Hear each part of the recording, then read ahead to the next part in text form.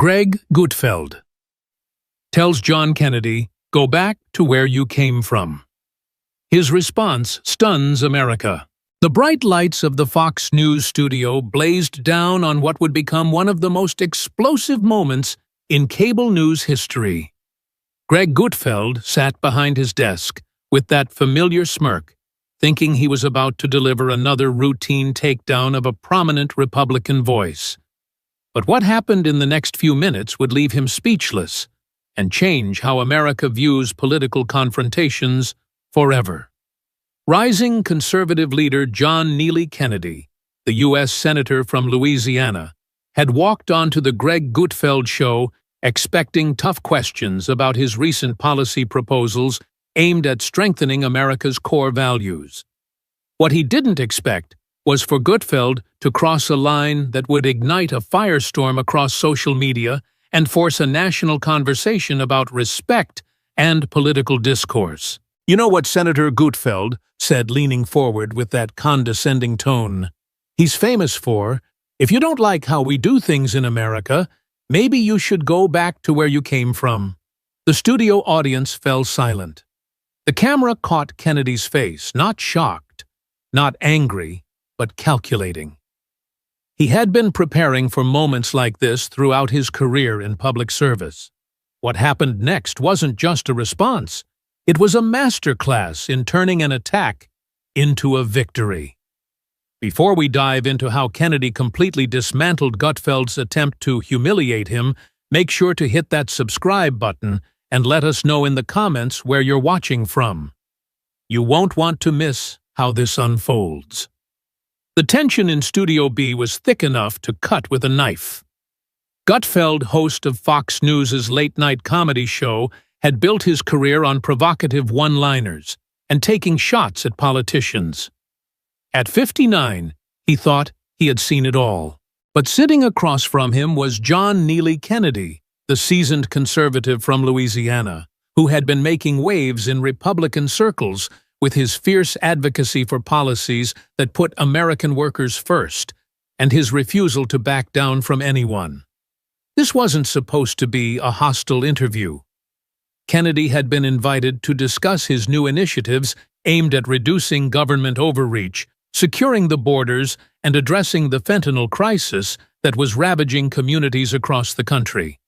But Gutfeld had other plans. He'd spent the first segment making jokes about folksy politicians and questioning whether Kennedy truly understood real conservative values. The breaking point came when Kennedy pushed back on Gutfeld's characterization of his policies as too rigid. That's when Gutfeld delivered the line that would define both their careers. "You know what, Senator, if you don't like how we do things in America, maybe you should go back to where you came from." The words hung in the air like a toxic cloud.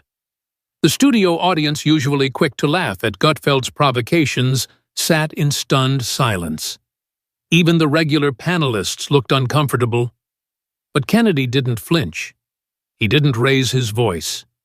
He simply smiled that warm, folksy smile that had endeared him to so many constituents. And that smile should have been Gutfeld's first warning that he had just made a catastrophic mistake. Mr. Gutfeld Kennedy said, his voice steady and clear with that distinctive Southern drawl, "I think you just gave me the perfect opportunity to educate you and your viewers about something very important."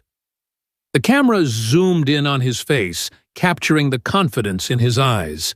This wasn't a politician scrambling for damage control. This was someone ready to shine a light on true conservatism.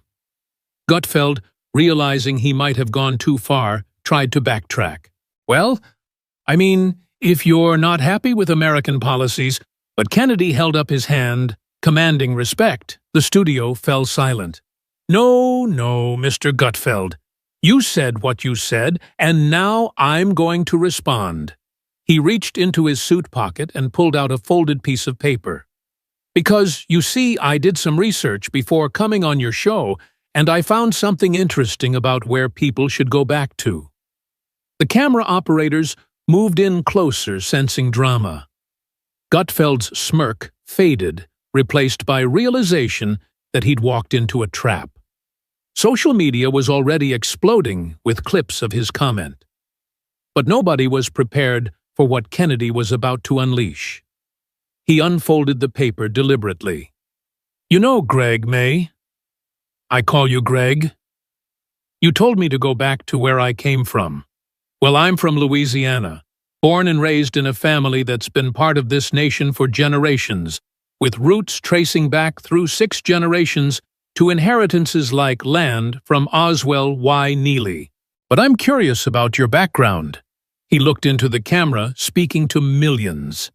"According to public records, your family has diverse roots, including Irish Ashkenazi, Jewish, French, German, and Mexican ancestry, with your parents hailing from California. So, if we're talking about going back, maybe we should start there." The studio erupted in shocked gasps. Gutfeld's face turned red. He tried to interrupt,